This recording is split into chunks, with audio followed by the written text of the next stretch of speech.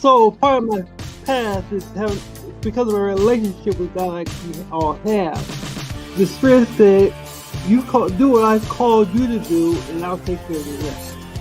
When you get into that space of realizing who you really are at a core, which is energy, then you can raise your vibrational frequency, your energy level, up to a level where you can connect and make that divine connection.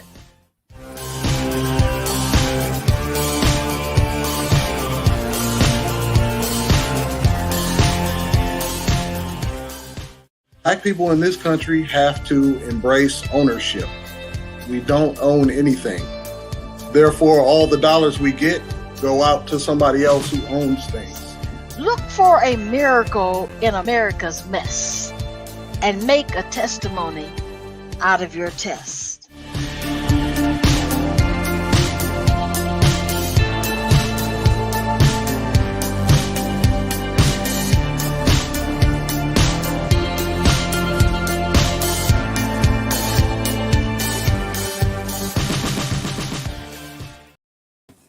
Kind greetings and welcome to Triumphant Thursdays with Dr. PJ.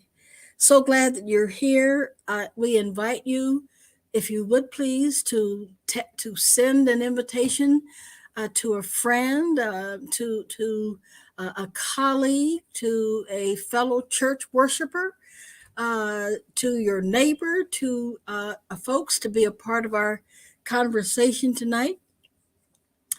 We are expecting a guest, and we have contacted our guest, who is now responding, Pastor Sue, that I never responded. Were you able to send her the link? Yes. I know you are. I shouldn't have even said that. I'm just going to say that we sent you the link, and ask her to check her spam if she didn't receive it. Okay. Thank you. You're welcome.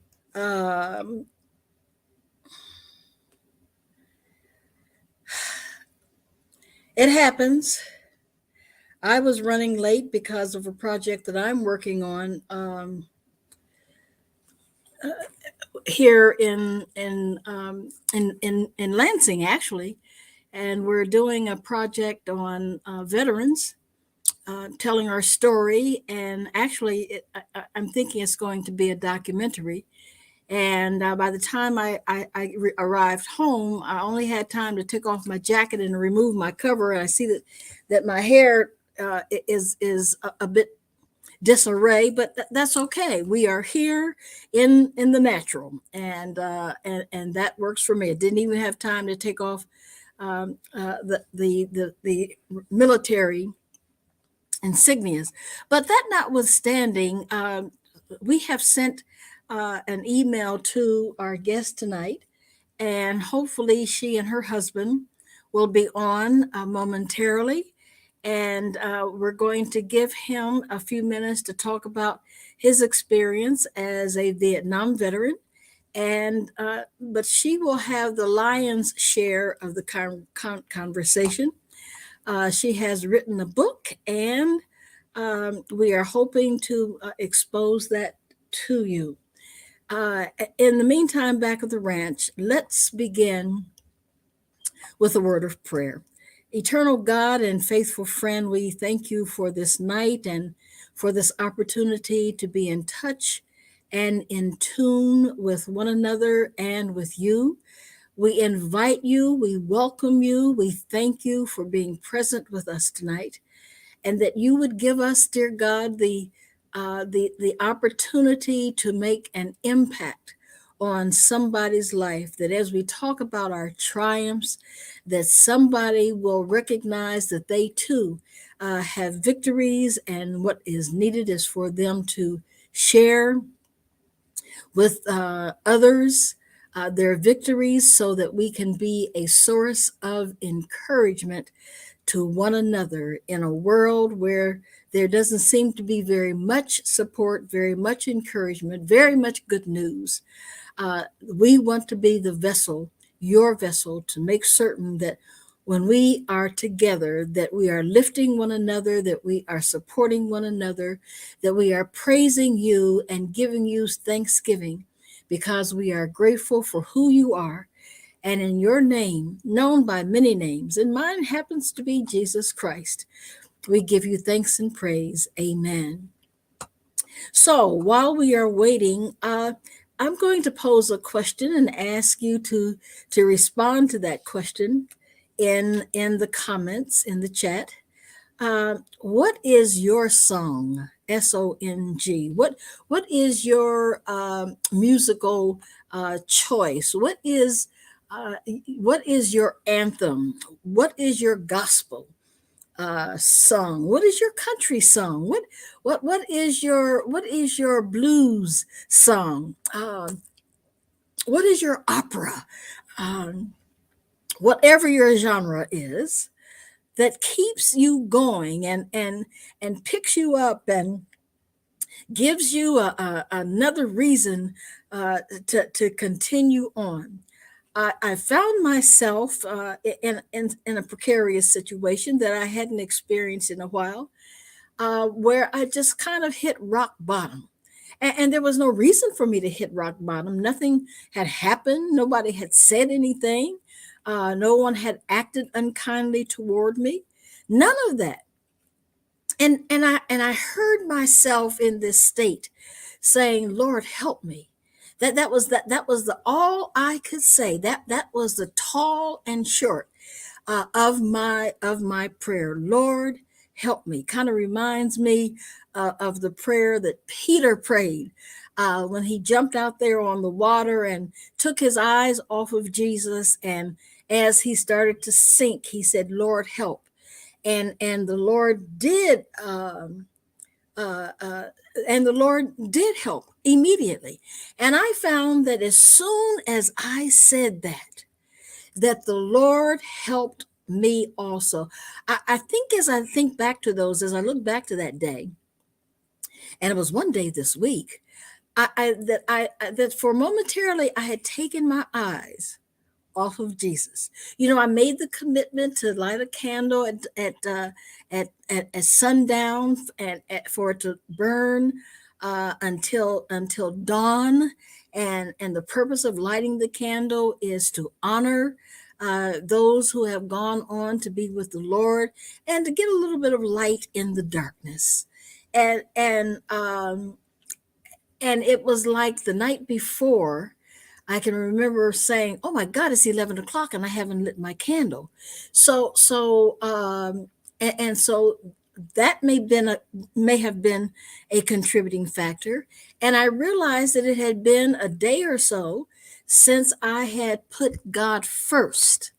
See, I had been doing my little ritual at the time that I lit the candle, which is okay as long as I maintain consistency. And then my bank and I have just made a mess of my debit cards, both of them. Both of them are out of commission, and neither one of them has arrived, and I've got obligations that I was not meeting with our administrator, and that was bothering me. It was little things that were adding up, and so it got to a point where all I could say was, Lord, help. And I discovered something about the wiles of the devil. I discovered something about that old serpent and his or her sneaky self. I discovered that it doesn't always come to you in a glaring kind of a way where you can say, oh no, you won't get me to do that. But when Satan can't get you one way, I've discovered that it has more than one way It has many ways to get to you. It's kind of like um, the story of Job, where Satan actually asked permission or responded to God when God asked it.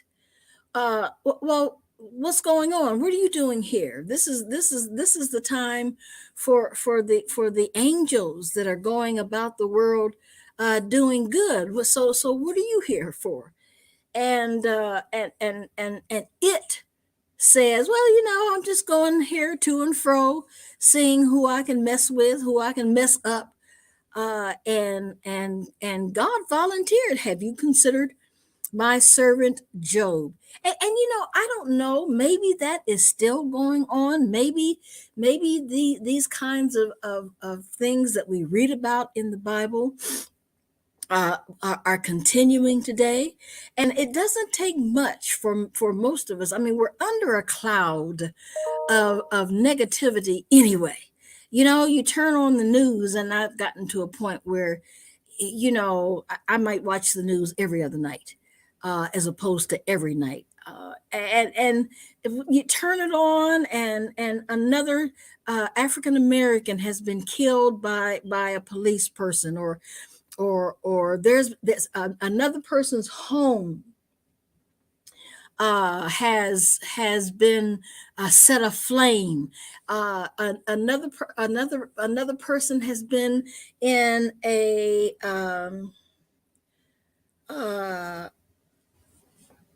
has been involved in a fatal automobile accident, or some deranged parent has given their child a weapon, and that child has gone to a school and killed 4 or 5 of his fellow students, or a volcano has erupted and people have to evacuate. I was listening to the news night before last, and the one of the lakes down in Ohio had frozen, and the frozen river was pushing itself. I think it's the first or second time I've ever seen anything like that. Frozen water just pushing itself up on the land, and getting into people's backyards, and forcing itself into people's homes, and people having to evacuate, lest this storm, lest this ice that's on the move just tear the house apart. I mean, it's almost every day. There is something that I learned the other day, that some of our Democrats have exchanged power for land. And what do I mean by that? That in the gerrymandering, in the redistricting, some Democrats have given up their seat so that there could be more Republicans elected in an area that they used to have. I mean, just all kinds of shenanigans going on, and I was listening to the radio on the way to the evening Joe Madison show, and he was talking about Giuliano, who had asked the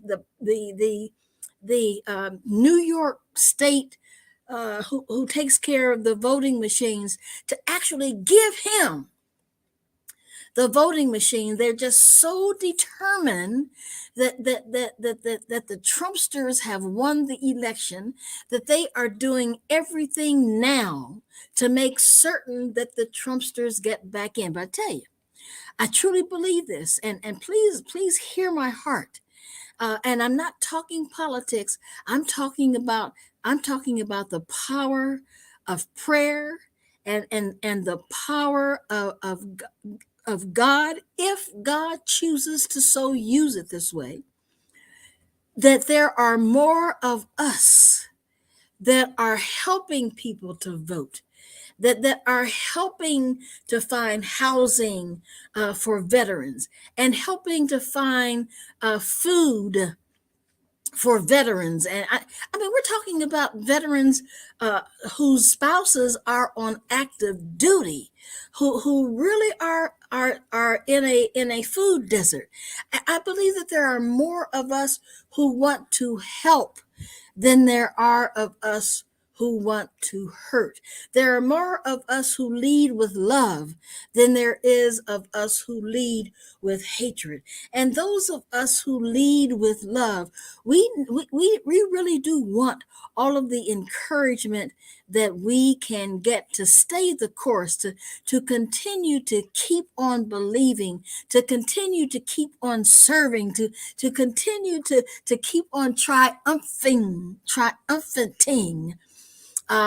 having victory after victory, or as the word puts it, reaching glory, going from glory to glory.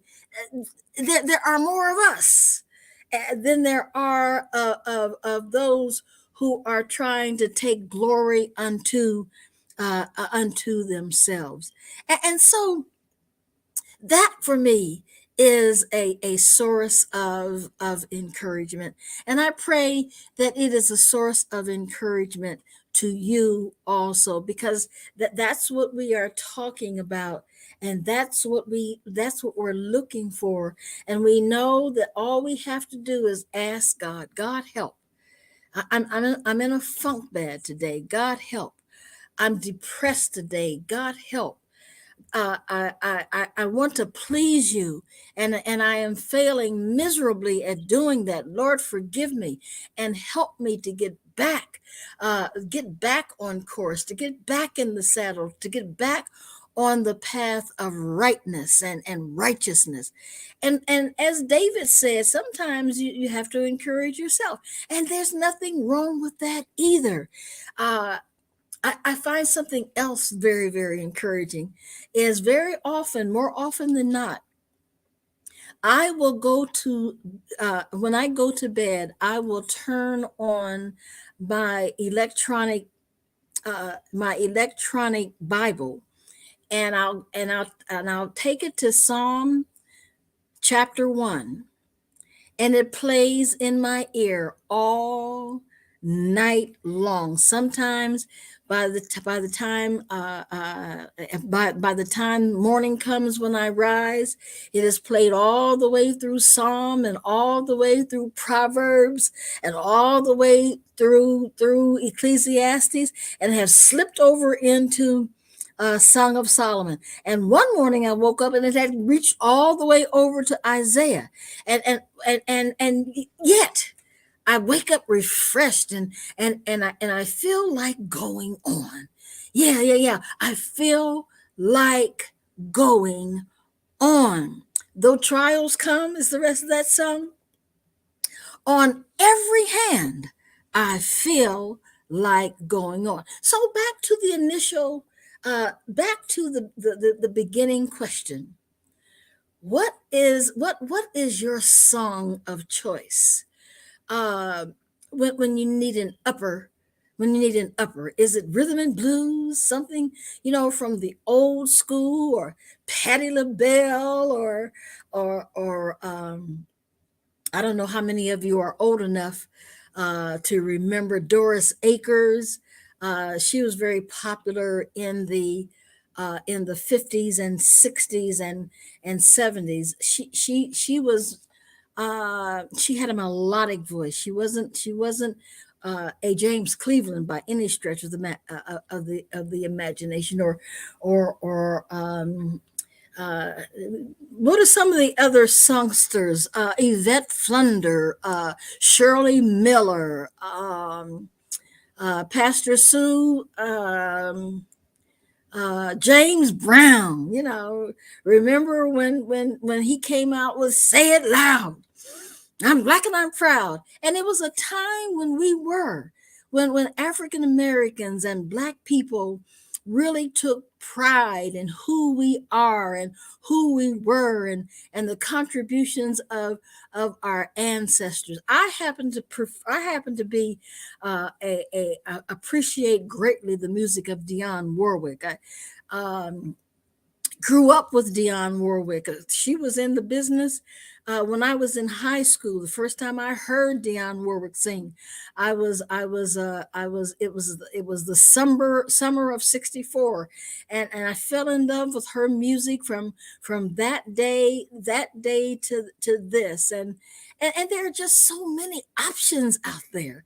But when we turn to our music, we want to be certain that music is an upper. Now, there are some blues songs that are uppers when you're into blues, and there are certainly some jazz pieces that get you in a groove when they come along, and can lift you. I don't know, maybe even I like Dolly Parton, for an example. I don't always listen to her, but I find her music to be upbeat. And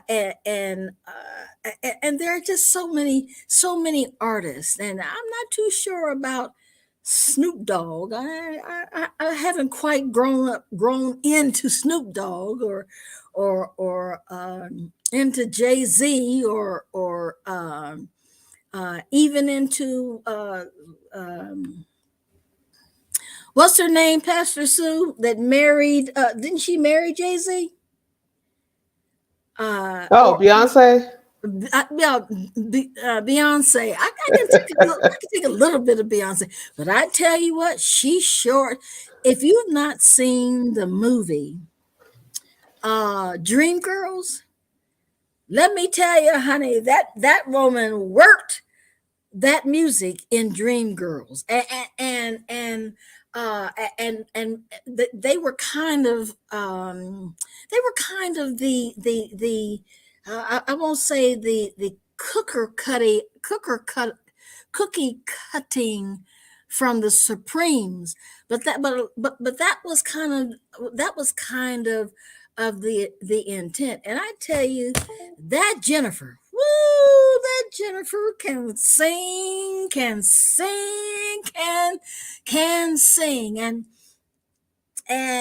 that one song that she sings about. Well, I won't try to remember it, but You're gonna love me. You're gonna love me. Woo!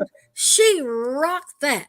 And then Beyonce, when her husband just would not listen to her and her desire to be in movies, and she sung that song about you won't listen. Oh, listen, yes.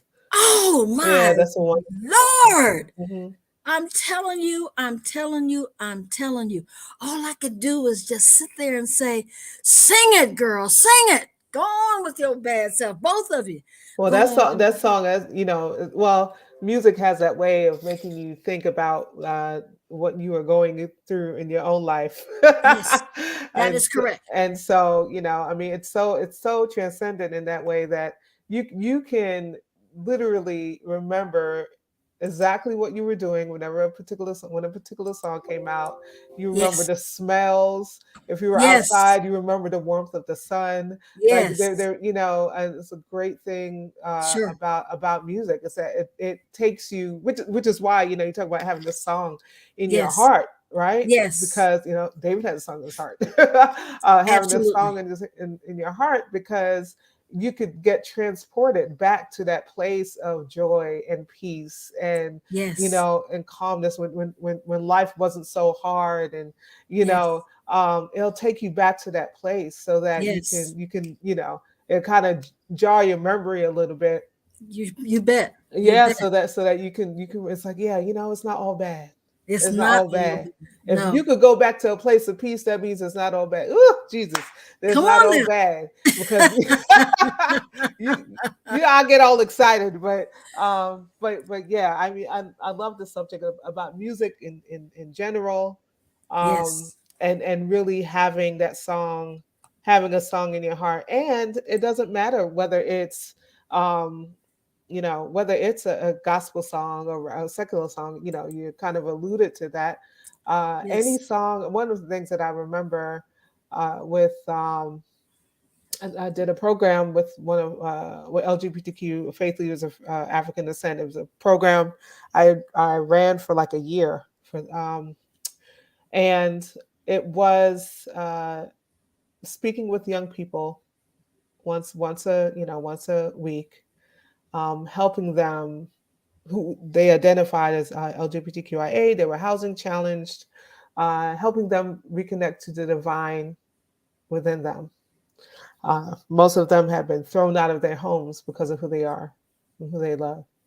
And some were on the streets, some were in shelters, but the where we did the program was at this kind of drop-in center for them to come. They could get food if they were hungry. They could take a nap if they were, if they were tired. They can store their clothes and things like that. So one of the exercises that I did um, with them was to talk about music, right?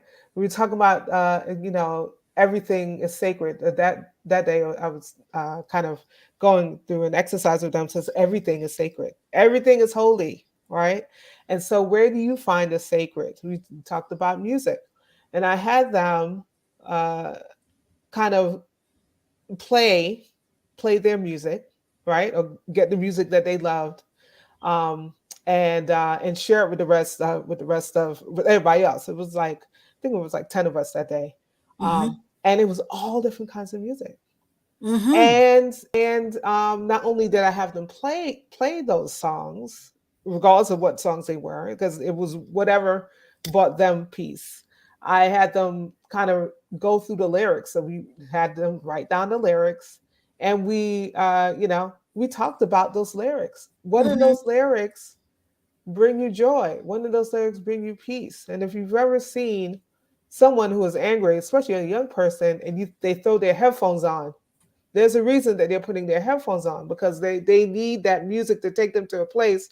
There's this old saying that music soothes the savage beast. I hate, I don't like calling young people savage beasts, but there Yes. is truth to the fact that music is soothing. And Yes, it because is. everything comes from God, Yes. Yes, it right? does. You can Yes, it find the does. holy and the sacredness in all types of music. And so that's all I wanted to say. I appreciate this discourse on on music and how it can literally help get you through a situation, a time in your life, a circumstance. It helps to remind you of who, he's a wonder in my, so you get Oh, come you on, know sing to us. Sing to us. he's the wonder of my soul, peace be still. Yes. So many ways that you can use music to Yes. Yes. remind you of who the divine is Yes. and Absolutely. how the divine continues to show up in your life. So yeah, I appreciate this discourse on music tonight. I thank you, Pastor Sue. I appreciate your remarks. We've got a break coming up, and that 30 minutes sure went fast. Actually, so we're going to take a 2 or 3 minutes. Don't move that dial. Stay with us, please. Respond to the announcements and become a part of our team. And we certainly would appreciate your presence. Both PRESENCE and PRESENTE, You are our present. We want you to know that that's how I feel about you. And so here we go. Pastor Sue? All right, it is time already. We're a little early for announcements, but that's okay. I'm pretty sure that Dr. PJ is going to try to hunt down our guests because we do want to hear what our guest has to say. But I appreciate, again, as I've already stated, this discourse on music tonight. I see Sherman Scott in the audience, so welcome. I'm going to ask anybody else who's watching to kind of share this with your friends and your family, and talk back to us in the chat. Talk back to us. Even if you're catching this in the replay, you can still talk back to us. We will see that. That comment when you post it. So here's just a few announcements for tonight. Again, thank you for joining us on Triumphant Thursdays with Dr. PJ Anderson. We are on Facebook on SFG Without Walls and at Chaplain PJ. We are on Twitter and YouTube at Dr. PJ Anderson. And we're on Thursday evenings at 8:30 p.m. Eastern Standard Time. If you have a triumphant story that you want to share, if you know someone who their testimony is one of victory, tell us about it. Tell us about it. If you have a topic that you think that we should cover, or if you're interested in even being a guest on Triumphant Thursdays with Dr. PJ Anderson, let us know so that we can work together and get you on the show. We would not be here without you. And so we are so appreciative of that. If you are here, if you know anything about Dr. PJ, you know that she is also known as Chaplain PJ Anderson, and her, along with Chaplain Maureen Burns, are the co-moderators of the Veteran Among Us, the LGBTQIA Veterans Plus, the National Veteran Support Group of TFAM. TFAM is the Fellowship of Affirming Ministries, which is led by Bishop Yvette A. Flunder. And we want you to join us on Tuesday evenings at 7 p.m. Eastern Standard Time. If you are a veteran who identifies as LGBTQIA, or if you're allied, we want you to connect with us. So there's two ways that you can do that. You could like our page at TFAM Veterans, and you can also join our group at TFAM Veterans Group. Like our page at TFAM Veterans and join our group at TFAM Veterans Group. And again, as with Triumphant Thursdays with Dr. PJ, if you are a veteran, if you have an idea for a topic, for a broadcast, for you know someone that you feel should come on the broadcast and share their story, we want to know about it. So contact us, get in touch with us in both of those locations on Facebook. Chaplain Maureen Burns of Advanced Law of Attraction. She is an Advanced Law of Attraction practitioner. Learn Law of Attraction and Spiritual Principles for Success. She has life coaching available under her brand, Transformations Possible. If you're interested in life coaching, you could send her an email at transformationspossible@gmail.com, or you can give her a call at 808-264-6252. We want you to join us on Wednesdays. On Wednesday nights, we're over at Beyond the Gatekeepers with Bishop Yvette A. Flunder, Dr. Vanessa M. Brown, and Bishop Carlton D. Pearson. We're on Wednesday nights on Facebook at Bishop Yvette Flunder and at Beyond the Gatekeepers, on Twitter at BGatekeepers, and on YouTube at Beyond the Gatekeepers at 8 o'clock Eastern Standard Time and 5 p.m. Pacific. So once again, we want to invite you to join us over on Wednesday nights over on the Beyond the Gatekeepers pages. Cara Solutions, focus on your passion, let Cara handle the rest. Cara offers remote production. This is an example of one of the services that Cara Solutions provides. We also offer video conferencing administration and tech support. Let Cara do the heavy lifting so that you can focus on your event. And part of that is custom branding, show development, and training. If you have an idea for your own live broadcast or a podcast, I'm a great conversation partner, and you can email me for a free consultation. Let's talk about it. So send me an email at sue@cara-solutions.com today for your free consultation. There are advertising and sponsorship opportunities available with Triumphant Thursdays, Dr. PJ Anderson, and there are 3 ways that you can be an advertiser or you can sponsor this program. The first way is with an info listing. That's a banner listing. That's an example of a banner. That's at $15 per week. In this space here, up to 200 characters, we will talk about your service, your ministry, your organization. Um, when we do our announcements, the other way is through a static overlay or a flyer ad. What you're looking at right now basically is like a graphic, a promo graphic that will go up on the screen. And the third way is with the video ad. Let me go back. Static overlay and flyer ad is $25 per week, and our video ads would be $40 per week. And so here's an example of a video ad for you.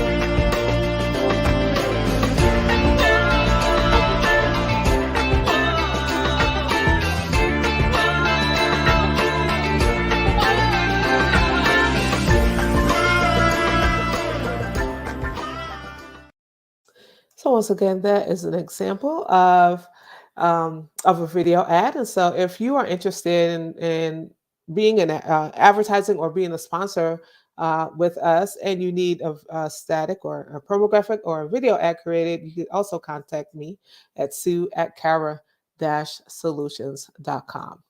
If you just desire to be a blessing to this ministry, this is what it is. We invite you to sow a seed. You can do so via Cash App at $ Triumphant Thursdays, or you can send a paper check to Space for Grace Without Walls, UCC, P.O. Box 23173, Lansing, Michigan 48909. As always, we appreciate all of your gifts and on your presence, as Dr. PJ alluded to earlier. We appreciate everything that you do. Again, we cannot do what we do without you. And so we're going to turn it back over to Dr. PJ for the second portion of our programming tonight.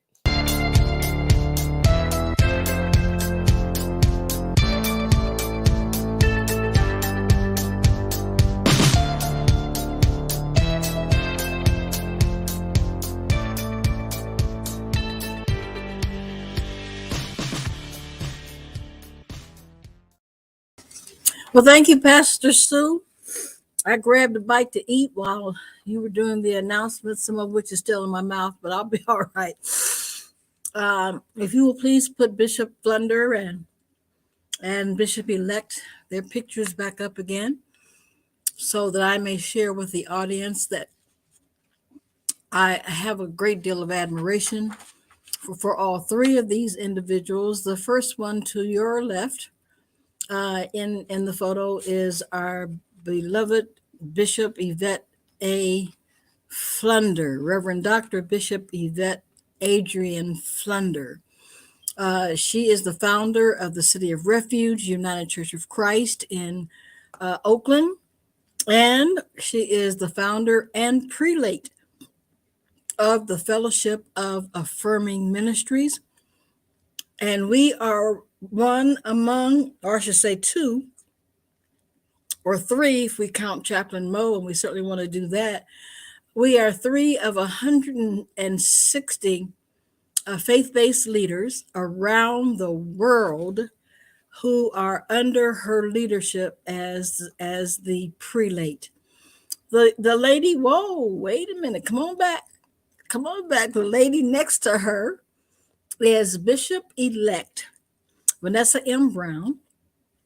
She is Pastor Sue's pastor, and she is the founding founder of Rivers of Living Water Ministries. How about that? I keep on getting it right. Praise the Lord. As you can see, she is a very joyous woman, and both of these women are preachers. I mean, I would not want to follow either one of them. I'd rather go before both of them if we were on the stage to make remarks or to give a homily or a short sermon. But I asked Pastor Sue to put these back up because these are two of the most progressive and listening women. They listen for a word, they study for a word, they research for a word. They don't just, with these two women, it's a fresh message every time, a fresh word from the Lord that they've prayed over, that they've studied, that they've researched. Not only is it fresh, their preaching is relevant. And if you're ever in California or particularly in the Bay Area, stop by the City of Refuge and tell them that the chaplain PJ sent you, or Dr. PJ sent you. Either one, they all know of whom you speak. And if you're ever in New York, stop by Rivers of Living Water there in New York. It is beyond description what you will experience. You will experience the presence of God. You will feel the presence of God. You may find yourself feeling on the presence of God, not only all around you, but inside. It just brings God alive. Their preaching brings God alive on the inside. And let me just say this, Pastor Sue is a doggone good preacher too. She's got a minute to go before she's as mature as Bishop Flunder, but she can roll. She can roll in her own right. And we thank God that even though she's in seminary and has moved to Chicago so that she can attend Chicago Theological, that's what we used to call a cemetery, Theological Seminary, that she continues to be faithful to administering our broadcast, and we appreciate you so much, Pastor Sue. So, as we return to the subject of the hour, what is your song for getting through? For getting through, getting through. And the operative word is getting through. We don't ever want to find ourselves in a situation, stuck in a situation. And I think the more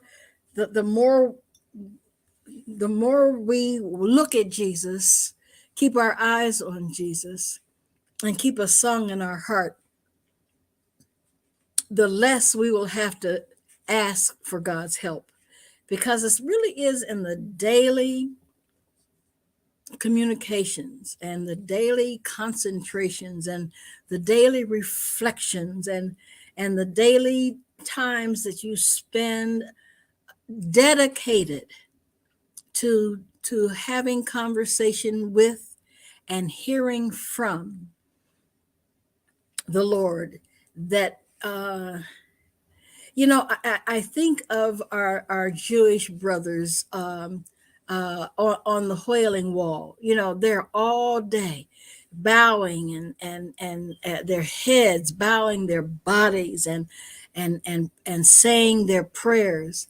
And I think of the Muslims who turn to the east, and they have either 4 or 6 times a day that they get on their knees and they bow toward the east to say their prayers. These are some folks that are strong in their faith, And even though I may not pray 6 times a day, I do certainly do my best to thank God all day long. When I'm out and about, thank you, Lord, for traveling mercies. When I get home, thank you, Lord, for this incredible place that you've provided for me to live. Now, and I don't mean that God dropped it out of the sky. We talked about that a little bit last week. God does not give us per se tangible gifts. God gives us what we need on the inside to attract to purchase those gifts. But where I am living now, for an example, I knew nothing about this condominium, nothing at all. And when I did my candidating sermon at one church, one of the people that was there that knew me came to me after the service and said, if you get called to the church in Lansing, I have a friend who has a condominium, and she's trying to find someone who can live in it. The family that's in there has bought their own home, and they'll be moving out soon, and she's looking for someone to move in. Well, long story short, when I did get the position, when I was called to the position, when I answered the call to the position, that same Sunday afternoon, I made arrangements to see this condominium. And the irony of it all is that the family was moving out like the 11th of November of 2011. And I moved in November the 12th of 2011. God had so put a sister that I had known all the way back to my seminary days in 1982 to 1985. And she was the usher at the Andrew Rankin Memorial Chapel on the main campus of Harvard University. And I was the late Dean Crawford's graduate assistant. And that's where we met.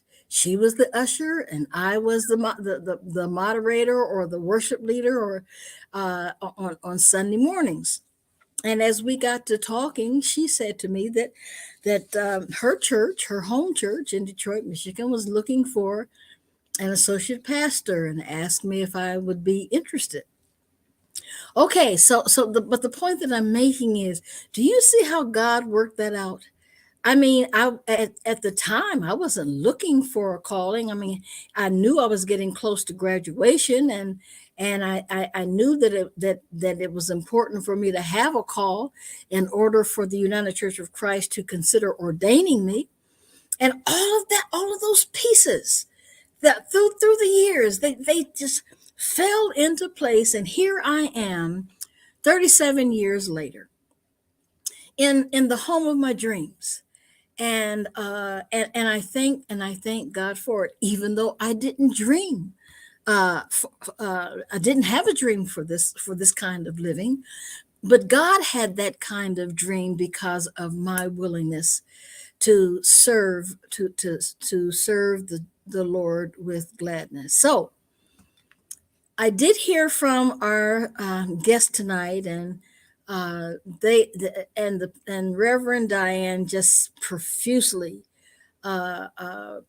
apologized and asked me to apologize on her and her husband's behalf, and that they will do everything that they can to be on Triumphant Thursday a week from tonight. And we do hope that you will tune back in. But that's okay. We can continue with our African American heroine or shero that we have selected for this week. And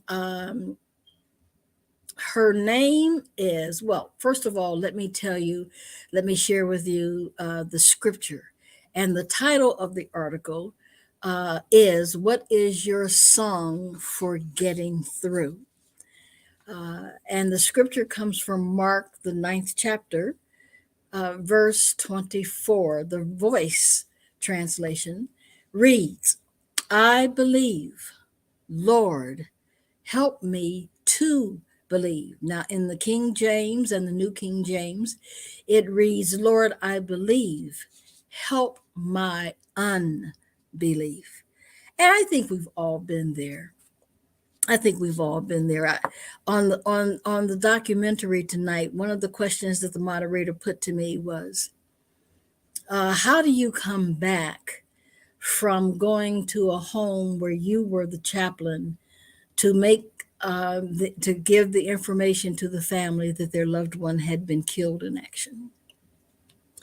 And I shared the story of how this one family, the father came to the door with a shotgun, and he said, "Not my son.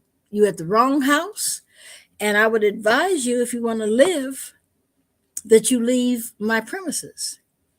Well, I did some serious praying at that very moment, because the man was serious. I had a duty to deliver the message, and he thought that he had a right to kill me.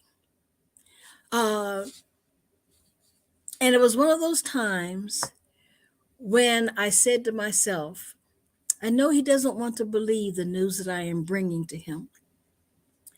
I don't even want to believe the news that I am bringing to him.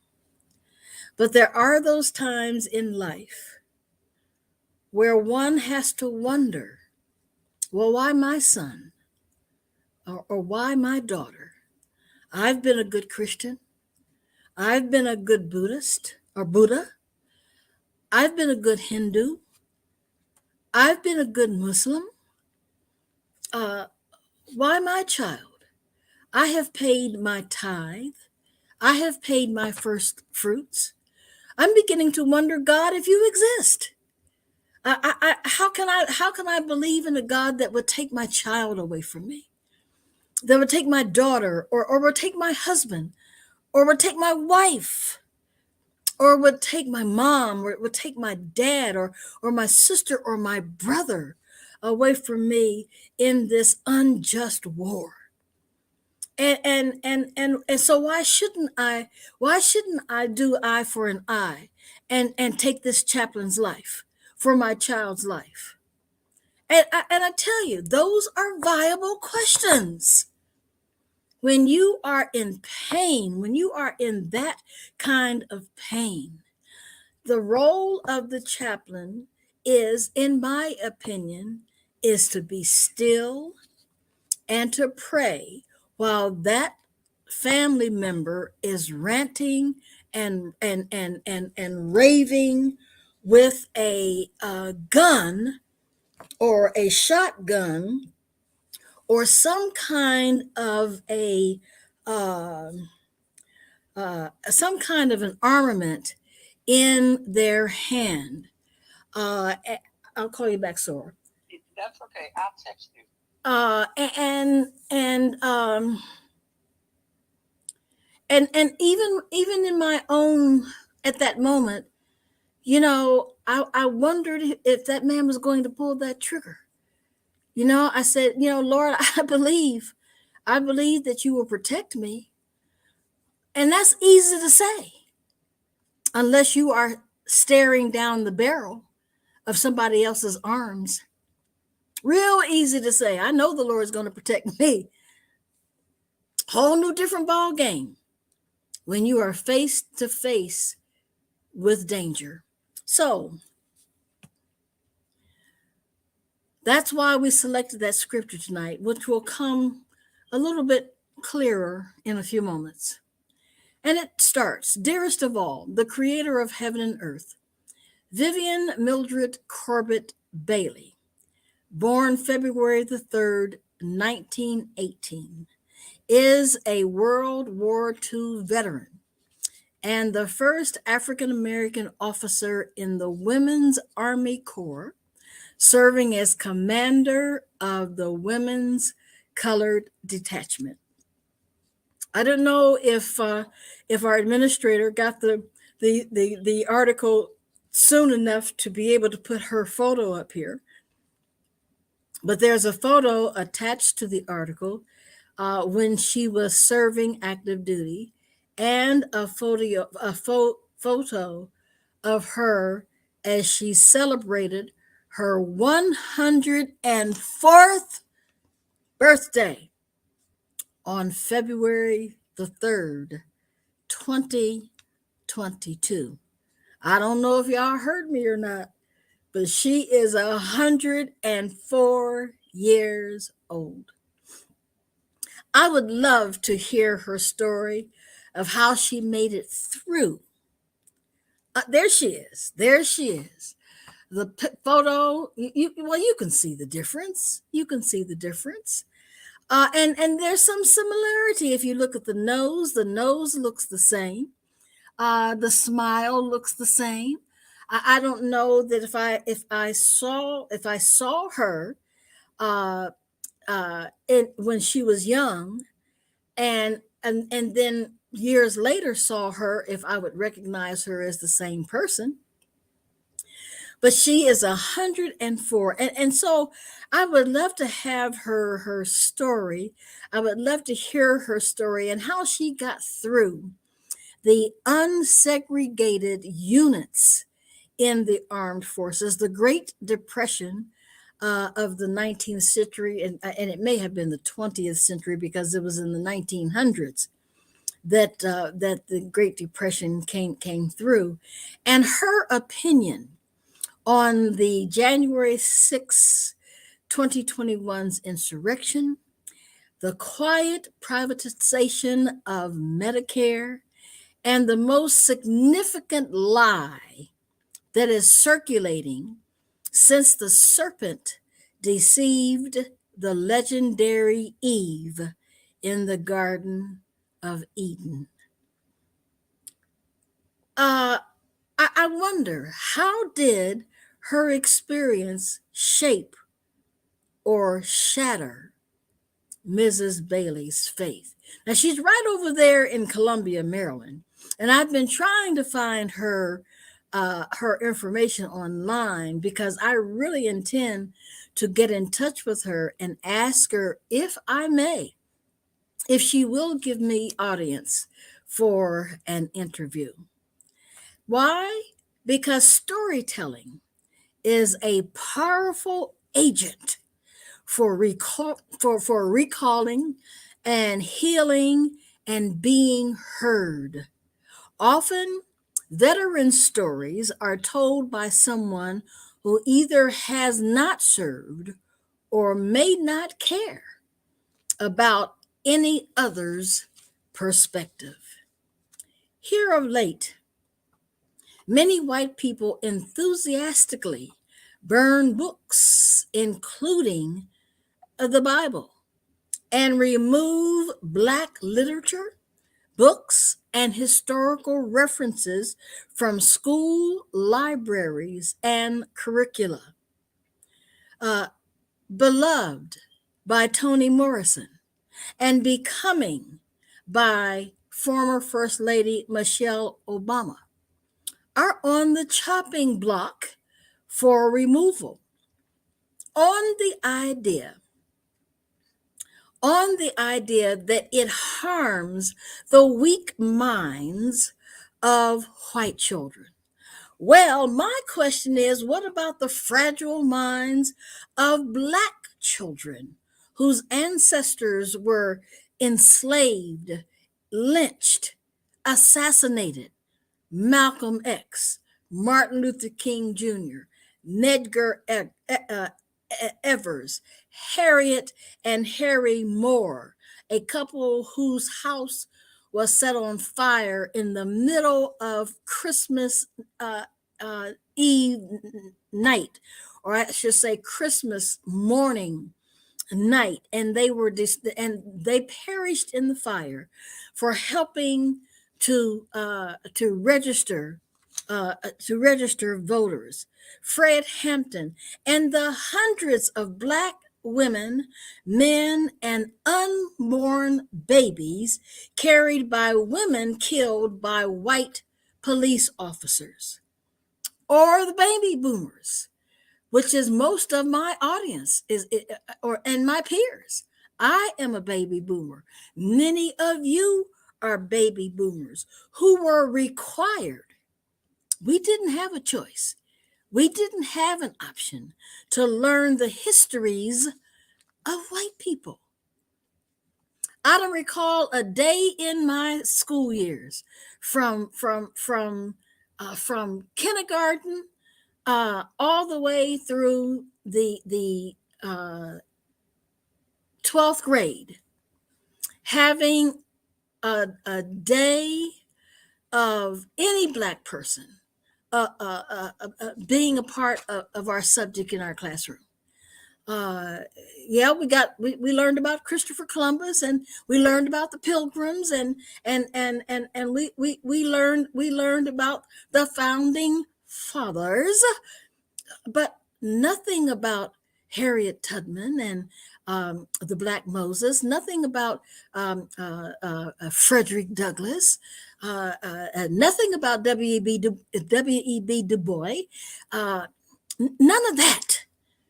I remember my history teacher in middle school. I'll remember her all the days of my life. Mrs. Stribling was our history teacher. She was a bad mamma jamma. And she said to us in our class one day, she said, right now we are called Negroes, but I can see the time coming when we will be called Black people. Oh, and the classroom just went up in a roar. And you better not call me Black. I'm a Negro. And how dare anybody even think about calling us Black folk? And she said, well, just keep on living. I don't know if Mrs. Stribling lived long enough to actually see Black people being called Negroes, being called Black people. Certainly didn't live long enough to see us being called Africans, African Americans, or Africans living, African descendants, or descendants of Africans in America. But the point that I'm making is, if you are viewing this, or if you are listening to this, I want you to share with me if you had any experience growing up in your schools, in your elementary schools, in your junior high schools, in your high schools, if you had if you're a baby boomer or older, if there was any Black history, any Negro history, taught in your schools. I really want to hear about that. And here is the closing paragraph. The music of my era helps me maintain my faith. That's the reason we started out the way we started out. As I researched for today's African American history maker, and Mrs. Bailey is certainly one of those, while she may not be so yet recognized, she is in our history book. She is in my history book. And I am writing a book to include African American history makers who are also veterans. But I can hear in my heart the late Doris Akers and Mahalia Jackson singing, I believe for every drop of rain that falls, a flower grows. I believe that somewhere in the darkest night, a candle glows.